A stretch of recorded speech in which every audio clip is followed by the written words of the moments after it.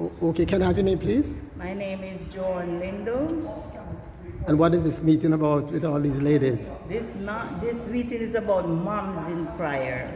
We pray for our children. We're a group, and you can go in small groups or in large groups, wherever you are. And we just want to pray for our children, our neighbors' children, and all the children. Those we pray for those at school, who go away to school, and we just pray for them. Okay, and do you meet like once a month or once a week? No, every Saturday morning we meet here at the sanctuary. But for other churches, they can form their groups at their churches too.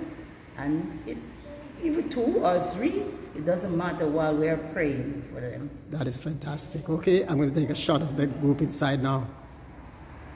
So we made it.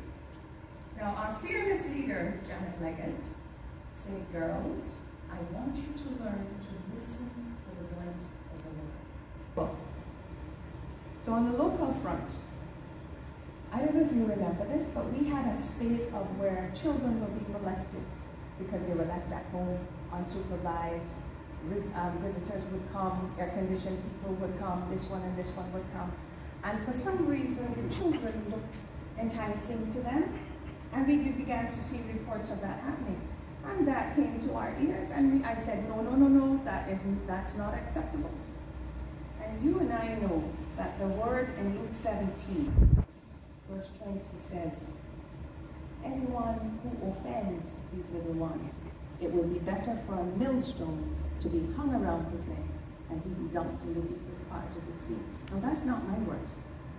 That's Jesus' words, okay? We began to pray about the laws in this country that didn't have enough teeth to hold the perpetrator and put them away. Because what would happen is there is a children's law. But most times when it gets to court, a skillful lawyer can work around it, can put whatever words in place, and the case gets thrown out. And the child goes back and nothing happens. And the perpetrator is allowed to walk free because, yeah, I went to court, but they didn't convict me. So we started praying about that. And a couple of months after that, guess what the answer was? They decided to meet and change the wording. This was what needed to happen. The wording in the law that gave it more teeth, that allowed them to catch and hold and put them in. Recently, as recent as last year, one perpetrator received 8.5 years of his life taken away from him for what he did to somebody's daughter. Okay? God is working. That's not all.